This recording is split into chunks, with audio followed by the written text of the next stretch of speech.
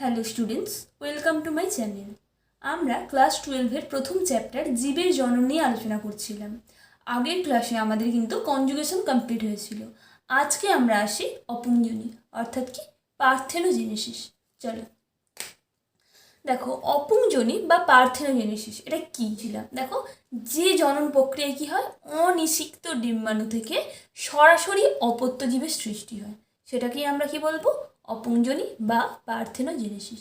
তাহলে কি অনিষিক্ত ডিম্বাণু থেকে সরাসরি অপত্য জীবের সৃষ্টি, সেটাই হলো কি পার্থেনোজেনেসিস। উদাহরণ কি কি? মৌমাছির দেখা যায় অ্যাফিডের দেখা যায়, আর কার দেখা যায় বলো তো? রটিফার, এটাও পড়তে হবে তোমাদের এই নামগুলো। রটিফার, হাঁসফড়িংয়ের দেখা যায়, টিকটিকির দেখা যায়, এসব প্রাণীদের কিন্তু পার্থেনোজেনেসিস বা অপুঞ্জনি দেখা যায়। তাহলে এক্ষেত্রে কি হলো, ফিমেল গ্যামেট কিন্তু মেল গ্যামেটের সঙ্গে ফিউজড করলো না। ফিমেল গ্যামেট কি করলো, সরাসরি একটা অপত্য জীব সৃষ্টি করলো। যে একটা আমরা তুলনা করি,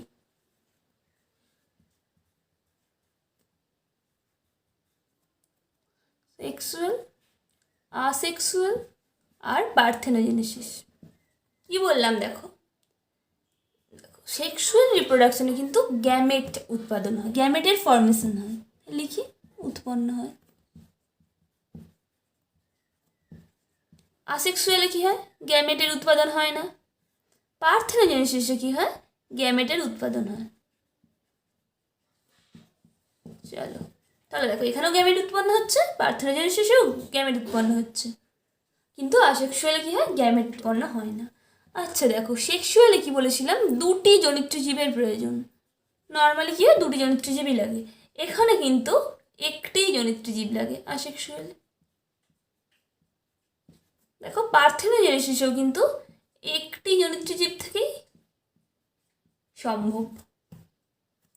3 নম্বরে দেখো, এখানে যে অপত্য সৃষ্টি হবে তার মধ্যে কিন্তু মায়ের ও বাবার, হ্যাঁ, দুজনেরই চারিত্রিক যে বৈশিষ্ট্য সেটা প্রকাশ পাবে। তাহলে অপত্যের মধ্যে কি হচ্ছে, অপত্যের মধ্যে পিতা ও মাতা, হ্যাঁ, দুজনেরই কিন্তু চারিত্রিক বৈশিষ্ট্য কোথায় যাচ্ছে, অপত্যের মধ্যে যাচ্ছে। আসেক্সুয়ালি কি, শুধু মায়ের যা যা বৈশিষ্ট্য সেটা কিন্তু অপত্যের মধ্যে সঞ্চারিত হবে। এক্ষেত্রেও দেখো, শুধুমাত্র মায়ের যে বৈশিষ্ট্য সেটাই কিন্তু অপত্যের মধ্যে সঞ্চারিত হবে। আচ্ছা, আর কি কি বৈশিষ্ট্য আমরা পেতে পারি? দেখো, এখানে কিন্তু পুংগ্যামেটের প্রয়োজন হয়, এখানে প্রয়োজন হয় না, এখানেও কি হয়, প্রয়োজন হয় না। সবচেয়ে ইম্পর্টেন্ট দেখো, নিষেক, এটা সবচেয়ে গুরুত্বপূর্ণ পয়েন্ট, স্টার। নিষেকের প্রয়োজন, কিন্তু আসেক্সুয়ালে কিন্তু নিষেকের প্রয়োজন নেই, পার্থেনোজেনেসিসেও কিন্তু নিষেকের প্রয়োজন নেই। দেখো, যে সেক্সুয়াল, আসেক্সুয়াল আর পার্থেনোজেনেসিস, এদের মধ্যে আমরা যদি তুলনা করি তাহলে আমরা কিন্তু এই ব্যাপারটা বুঝতে পারি। চলো তাহলে এবার আমরা কি করব, অপুঞ্জনির শ্রেণী বিভাগ করব। এটাকে আমি কিন্তু দুটো ভাগে ভাগ করতে পারি, হ্যাঁ। একটা হলো দেখো ন্যাচারাল, আর একটা হলো আর্টিফিশিয়াল। ন্যাচারালকে আমি আবার 3টে ভাগে ভাগ করতে পারি, আরহেনেটকি, থ্যালিটকি আর অ্যামফিটকি। দেখো, আরহেনেটকি মানে তাহলে কি, হ্যাপ্লয়েড অপুঞ্জনি, এটা হলো হ্যাপ্লয়েড অপুঞ্জনি। এটা কি, ডিপ্লয়েড অপুঞ্জনি।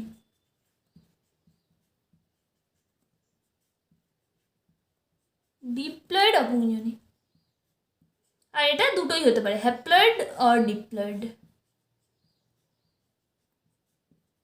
হ্যাপ্লয়েড আর ডিপ্লয়েড দুটোই হতে পারে। দেখো, এই যে আরহেনেটকি, এটার মাধ্যমে যে অপত্য সৃষ্টি হবে সেটা কিন্তু শুধুমাত্র হবে কি, মেল, শুধুমাত্র মেল অপত্যই সৃষ্টি হতে পারে আরহেনেটকির মাধ্যমে। থ্যালিটকের মাধ্যমে কি সৃষ্টি হতে পারে, ফিমেল। আর অ্যামফিটকিতে মেল অ্যান্ড ফিমেল উভয়ই হবে, মেল অ্যান্ড ফিমেল। তাহলে বোঝা গেল। দেখো তাহলে কি বললাম, পার্থেনোজেনেসিসকে আমি দুটো ভাগ করতে পারি, একটা ন্যাচারাল পার্থেনোজেনেসিস আর একটা হচ্ছে আর্টিফিশিয়াল পার্থেনোজেনেসিস। নেচারালটা দেখো, নেচারালকে আমি তিনটে ভাগ করতে পারি, আর্হিনোটকি, থ্যালিটকি অ্যান্ড অ্যাম্ফিটকি। দেখো আর্হিনোটকির মাধ্যমে যে অপত্য সৃষ্টি হবে সেটা কিন্তু সবসময় হবে হ্যাপ্লয়েড, আর সেটা সবসময় হবে কি মেল, পুরুষ। থ্যালিটকির মাধ্যমে যে অপত্য সৃষ্টি হবে সেটা হবে কিন্তু ডিপ্লয়েড, 2n, আর সেটা হবে কি ফিমেল। অ্যান্ড অ্যাম্ফিটকির মাধ্যমে যেটা সৃষ্টি হবে সেটা হ্যাপ্লয়েড ডিপ্লয়েড উভয়ই, মেল অ্যান্ড ফিমেল দুটোই। তাহলে বোঝা গেল। চলো এবার আমরা 1 নম্বরে কি যাই, আর্হেনোটকি। আর্হেনোটকির অপর নাম কি, হ্যাপ্লয়েড অপুঞ্জনী।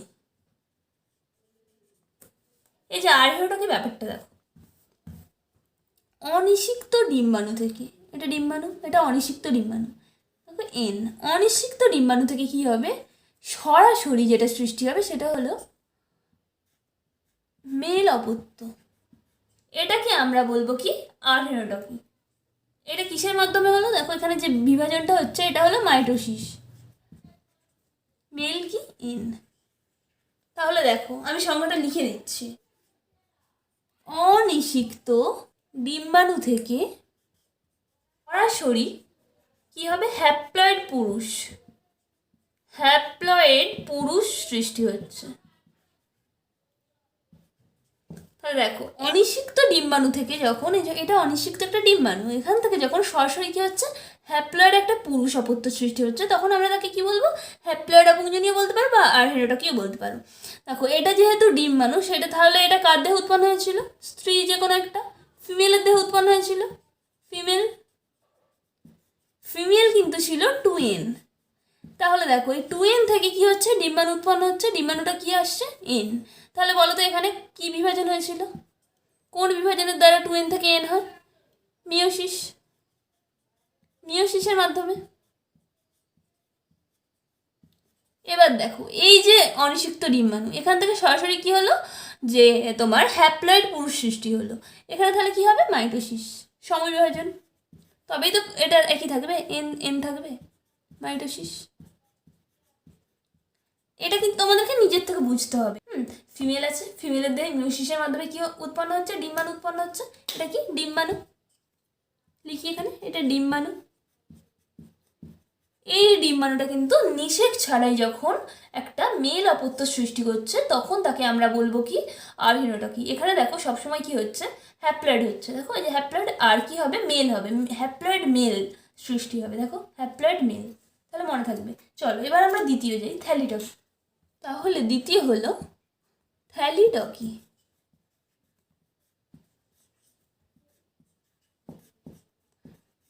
থ্যালিটকির অপর নাম আমি কি বলতে পারি, ডিপ্লয়েড অপুঞ্জনী, ডিপ্লয়েড অপুঞ্জনী। চলো এবার দেখি থ্যালিটকি ব্যাপারটা। আচ্ছা, এর আগে আর্হেনোটকির ক্ষেত্রে আমি কি বলেছিলাম, অনিষিক্ত ডিম্বাণু থেকে কি হয়, সরাসরি হ্যাপ্লয়েড পুরুষ সৃষ্টি হয়। এক্ষেত্রে কি হয় দেখো, অনিষিক্ত ডিম্বাণু থেকে কি হয়, এটা অনিষিক্ত একটা ডিম্বাণু, এখান থেকে কি হয়, একটা ফিমেল সৃষ্টি হবে, স্ত্রী অপত্য সৃষ্টি হবে, যেটা কি হবে, ডিপ্লয়েড। তাহলে ভালো করে বুঝে দেখো থ্যালিটকির ব্যাপারটা, অনিষিক্ত ডিম্বাণু থেকে যখন কি হবে, সরাসরি ডিপ্লয়েড স্ত্রী অপত্য সৃষ্টি হবে, তখন আমরা তাকে বলবো থ্যালিটকি। তাহলে আমি লিখে দিই, অনিষিক্ত ডিম্বাণু থেকে সরাসরি ডিপ্লয়েড স্ত্রী অপত্য সৃষ্টি হবে। দেখো ভালো করে বোঝো, এখানে কি হচ্ছে, অনিষিক্ত ডিম্বাণু থেকে সরাসরি স্ত্রী অপত্য সৃষ্টি হচ্ছে। তাহলে এবার ভেবে দেখো তো, ডিম্বাণু, ডিম্বাণু সবসময় আমরা কি জানি, হয় কি, এন হয়, আমরা কি জানি, ডিম্বাণু সবসময় কি হয়, এন হয়। তাহলে সেই যে ডিম্বাণু থেকে কিভাবে একটা ফিমেল সৃষ্টি হচ্ছে, যে হলো কি প্লয়েড, যে হচ্ছে 2n, কিভাবে সম্ভব হতে পারে এটা দেখো। তাহলে যার থেকে ডিম্বাণুটা সৃষ্টি হচ্ছিল, সেই যে ফিমেলটা, লিখি এখানে, সেই যে ফিমেলটা, সেটা কি ছিল, ডিপ্লয়েড ছিল, 2n ছিল। এবার দেখো তার দেহ থেকে যখন এই ডিম্বাণু উৎপন্ন হলো, এই যে ডিম্বাণু যখন উৎপন্ন হলো, সেই ডিম্বাণু কি হতে হবে, 2nই হতে হবে। তবেই তো এই ডিম্বাণু থেকে একটা ডিপ্লয়েড কি সৃষ্টি হবে, ফিমেল সৃষ্টি হবে, স্ত্রী অপত্য সৃষ্টি হবে। তাহলে যে ডিম্বাণু ছিল সেটাকে কিন্তু 2nই হতে হবে। সেটা কিসের মাধ্যমে হতে পারে, মিওসিসের মাধ্যমে তো হবে না, কারণ মিওসিস কি হ্রাস বিভাজন, অর্ধেক হয়ে যেত। তাহলে এখানে হবে কি মাইটোসিস। মাইটোসিস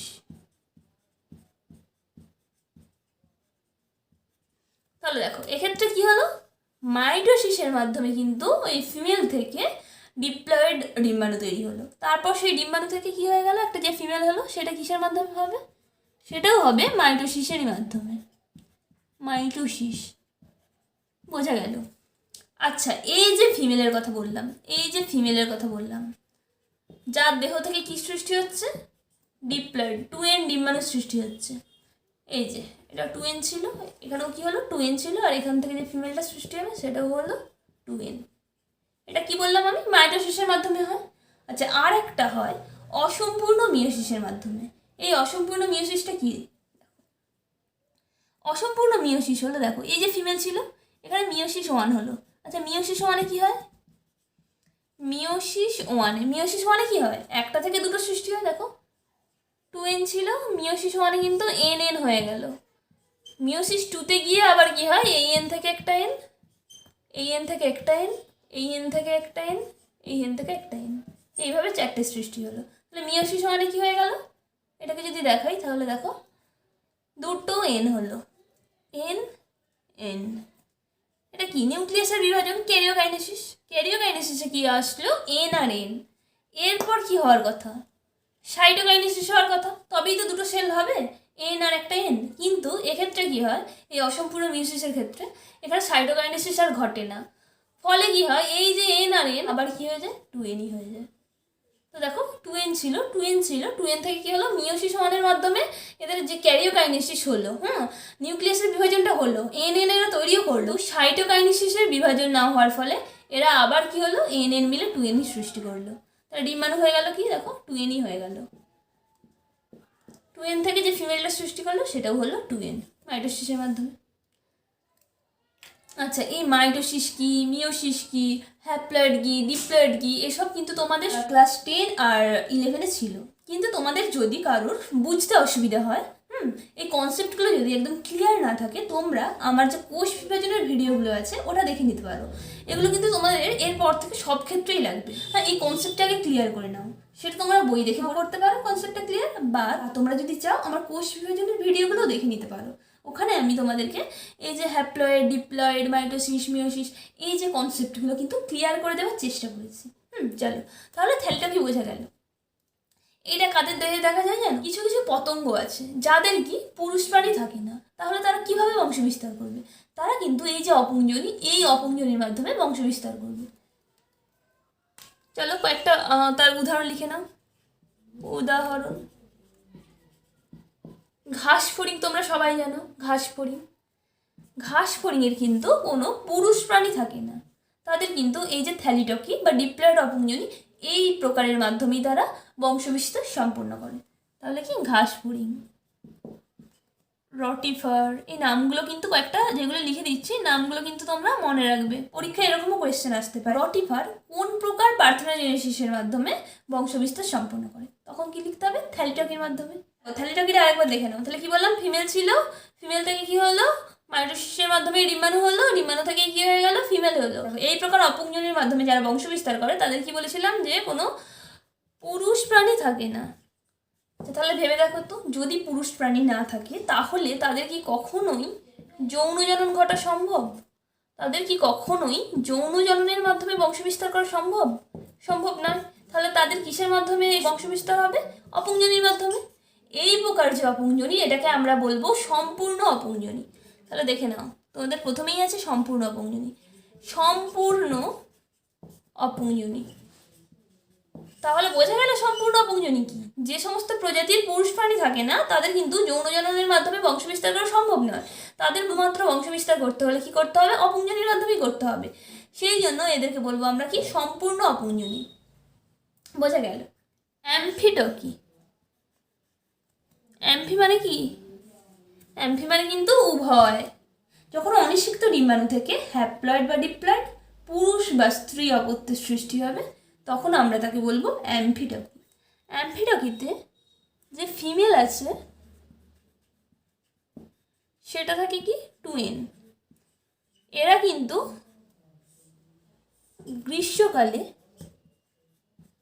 গ্রীষ্মকালে অপুংজনির মাধ্যমেই কিন্তু শুধুমাত্র বংশবিস্তার করে। তাহলে কি হয়, ফিমেল যেটা ছিল সেটা টুইন ছিল, এটা থেকে কি হবে, মাইটোসিস প্রক্রিয়ায় কি সৃষ্টি হবে, ডিম্বাণু সৃষ্টি হবে, যেটাও কি টুইন ডিম্বাণুটা আবার কি করবে, দেখো মাইটোসিস প্রক্রিয়ার মাধ্যমেই আবার একটা ফিমেল বডি সৃষ্টি করবে, যেটা টুইন ডিপ্লয়েড। এটা হয়ে গেল তো খুবই সহজ ব্যাপার, এটা অপুংজনির মাধ্যমে যখন বংশ বিস্তার করবে। কিন্তু বসন্তকালে এলে আবার সেক্সুয়াল রিপ্রোডাকশনও করবে। তাহলে দেখো তখন কি হবে, যে স্ত্রী দেহ ছিল সেটা কি ছিল, দেহে উগোনিয়াম থেকে কি হয়, প্রাথমিক উসাইট সৃষ্টি হয়। প্রাথমিক উসাইট যেটা কি থাকে, টুয়েন থাকে। এটা কিন্তু তোমরা মানুষের জনন চ্যাপ্টারের যে উজেনেসিস যে প্রক্রিয়া সেটা পড়ার সময় আর ভালো করে বুঝতে পারবে। এখন বুঝে নাও একটু, দেখো স্ত্রীতে কি হলো, প্রাথমিক উসাইট সৃষ্টি হলো, যেটা টুয়েন। এই যে প্রাথমিক উসাইট, এটা কিন্তু মিওসিসের মাধ্যমে বিভাজিত হয়ে দুটো জিনিস সৃষ্টি করবে, একটা একটু অপেক্ষাকৃত বড় হ্যাপ্লয়েড সেল, আর একটা একটু অপেক্ষাকৃত ছোট হ্যাপ্লয়েড সেল। যেটা অপেক্ষাকৃত বড় হ্যাপ্লয়েড সেল তাকে আমরা কি বলবো, গৌণ উসাইট। দেখো এটাকে কি বলবো, এটা প্রাথমিক উসাইট ছিল, এখান থেকে যে বড় সেলটা তৈরি হলো সেটা হয়ে গেল কি, গৌণ উসাইট। আর যে ছোট সেলটা ছিল সেটা হয়ে গেল কি, পোলার বডি, তার নাম পোলার বডি। এই গৌণ উসাইট থেকে কি হয়, ফিমেল বডি, একটা ফিমেল সৃষ্টি হয়। আর এই পোলার বডিটা থেকে কি হয়, মেল। তাহলে দেখো বললাম কি, এই যে বসন্তকাল এলে কিন্তু এরা পুংজনি তার মাধ্যমে বংশবিস্তার করে না, তখন ওরা কি করে, যৌনজনের মাধ্যমে বংশবিস্তার করে। সেই জন্য ওদের কি লাগবে, স্পার্ম লাগবে। সেই স্পার্ম কোথা থেকে আসবে, মেল যে বডি সেখান থেকেই আসবে। সেই জন্য ওদের কি করতে হবে, ওদের যে মেল অ্যানিমেল সেটা কিন্তু সৃষ্টি করতে হবে, মেলের দেহ থেকে কিন্তু স্পার্ম আসবে। সেই জন্য দেখো এক্ষেত্রে কি হয়, ওদের কি ছিল, স্ত্রী ছিল, স্ত্রীতে কি হলো, প্রাথমিক উসাইট ছিল। প্রাথমিক উসাইটটা মিওসিসের মাধ্যমে, এখানে কি হচ্ছে, মিওসিসের মাধ্যমে দুই ভাগে ভেঙে গেল, গৌণ উসাইট যেটা অপেক্ষাকৃত বড় যেই সেলটা, আর একটা হচ্ছে পোলার বডি যে সেলটা অপেক্ষাকৃত ছোট। এবার দেখো এই গৌণ উসাইট যে ছিল এখান থেকে কি সৃষ্টি হলো, ফিমেল সৃষ্টি হলো, আর যে পোলার বডি ওখান থেকে কি হলো, মেল হলো। এবার এই মেল থেকে কি হবে, স্পার্ম উৎপন্ন হবে। এবার এই স্পার্ম থেকে কি হবে, ওদের যৌনজনন সম্পন্ন হবে। চলো এটা কাদের দেখা যায়, অ্যাফিডের দেখা যায়, গলমাছির দেখা যায়। এটাকে আমরা কি বলবো আবার, অসম্পূর্ণ অপুংজনি। কেন, এখানে দেখো সেক্সুয়াল রিপ্রোডাকশন ঘটছে, আবার কি ঘটছে, যে অপুংজনি সেটাও ঘটছে। এতদূর পর্যন্ত দেখো এই যে মেলটা সৃষ্টি হলো এটা কিন্তু অপুংজনির মাধ্যমেই সৃষ্টি হলো। হ্যাঁ, এরপর কিন্তু এই যে মেল যখন স্পার্ম সৃষ্টি করবে তখন কি করবে, ওদের যে ডিম্বাণু সেই তার সঙ্গে মিলিত হয়ে কি করবে, আবার যৌনজননও হবে। এখানে যেহেতু যৌনজননের মাধ্যমে বংশবিস্তার ঘটছে, আবার অপুংজনির মাধ্যমেও বংশবিস্তার ঘটছে, সেই জন্য এটাকে বলা হবে কি, অসম্পূর্ণ অপুংজনি। তাহলে দেখো লিখে দিই, এটাকে আমরা কি বলবো, অসম্পূর্ণ অপুংজনি। তাহলে সম্পূর্ণ অপুংজনি কোথায় দেখা যায়, যারা থ্যালিডকির মাধ্যমে বংশ বিস্তার করে তাদের কিন্তু শুধুমাত্র সম্পূর্ণ অপুংজনি দেখা যায়। কিন্তু যারা আর্হিনোটকি অ্যান্ড অ্যাম্পিটকির মাধ্যমে বংশ বিস্তার করে তাদের অসম্পূর্ণ অপুংজনি দেখা যায়। আবার আমরা কিন্তু আর্হিনোটকি প্রথমে যেটা তোমাদের বলেছিলাম হ্যাপ্লয়েড অপুংজনি, সেটাকেও আমরা কিন্তু অসম্পূর্ণ অপুংজনি বলবো। কেন বলবো, চলো আরেকবার দেখে নিই। প্রথমে যে আর্হিনোটকি ছিল সেখানে কি হয়েছিল, ডিম্বাণু এন ছিল, এখান থেকে সরাসরি কি হয়েছিল, মেল একটা অপত্য সৃষ্টি হয়েছিল, যেটা কি হ্যাপ্লয়েড এন। বোঝা গেছিল। এটা কাদের দেখা যায়, এটা দেখা যাচ্ছিল কার, মৌমাছি কিন্তু আর্হিনোটকির মাধ্যমে অপুংজনি সম্পন্ন করে। এবার চলো তাহলে আর্হিনোটকিকে আমরা কেন বলবো অসম্পূর্ণ, কেন আমরা আর্হিনোটকিকেও অসম্পূর্ণ বলবো, এটা একবার দেখে নিই। চলো একটু মৌমাছি সম্পর্কে আমরা জেনে নিই। মৌমাছি কি হয়, মেল আর ফিমেল। একটা হচ্ছে ওয়ার্কার যারা কর্মী মৌমাছি, কর্মী, আর একটা কি রানী। চলো, আর কর্মীও কি টুইন, রানী যারা তারাও টুইন। বোঝা গেল, ফিমেল টুইন হচ্ছে, তাহলে কেউ হচ্ছে রানী কেউ হচ্ছে কর্মী। কেন, যারা রয়্যাল জেল থেকে পুষ্টি সংগ্রহ করে, রয়্যাল জেল যারা খেয়ে বড় হয় তারা হয় রানী, আর যে সমস্ত ফিমেল রয়্যাল জেল পায় না তারা কিসে পরিণত হয়, তারা হয় কর্মীতে। এরা হচ্ছে ইনফার্টাইল, এরা কিন্তু ডিম্বাণু উৎপন্ন করতে পারে না। ডিম্বাণু কে উৎপন্ন করে? রানী। তাহলে দেখো রানী ডিম্বাণু উৎপন্ন করলো, আর এখানে যে মেল ছিল এখান থেকে কি উৎপন্ন হলো? স্পার্ম। যখন এই ডিম্বাণু মানে ডিম্বাণু এগ আর স্পার্ম ফার্টিলাইজ করলো, তখন যেটা উৎপন্ন হবে সেগুলো কি হবে? সব স্ত্রী। কিন্তু যখন স্পার্ম শেষ হয়ে গেল, আরও ডিম্বাণু আছে, এই ডিম্বাণুগুলো কি করবে? এই যে আর্হিওটকের মাধ্যমে কি সৃষ্টি করবে? মেল। মেল অনিষিক্ত, এটাও মেল। এইভাবে কিন্তু মেল অ্যান্ড ফিমেল আসে। দেখি আমরা অপুংজনির তাৎপর্য। তাৎপর্যগুলো কি কি? 1 নম্বর বলতে পারো সবচেয়ে ভালো পয়েন্ট যেটা, নিষেকের প্রয়োজন নেই। নিষেক ছাড়াই কিন্তু অপুংজনি ঘটে। আর কি বলতে পারি? এটা অনেকটা সহজ আর সরল প্রক্রিয়া। আর কি হয়? এটা কিন্তু কৃত্রিমভাবেও ঘটানো যায়। বহিস্থ উদ্দীপকের সাহায্যেও কিন্তু ঘটানো যায়। বললাম বহিস্থ উদ্দীপক সাহায্যেও কিন্তু ঘটানো যায়, ঘটানো সম্ভব। এটা একটা সুবিধে। তাহলে অপুংজনি আমাদের কমপ্লিট হলো। আজ এই পর্যন্তই। পরের ভিডিওতে আমরা যৌনক্রম নিয়ে আলোচনা করব। আমার ভিডিও যদি তোমাদের ভালো লেগে থাকে তাহলে একটা লাইক দিয়ে আমার চ্যানেলটি সাবস্ক্রাইব করে নিও, আর বন্ধুদের মধ্যে শেয়ার করে দিও। Thank you.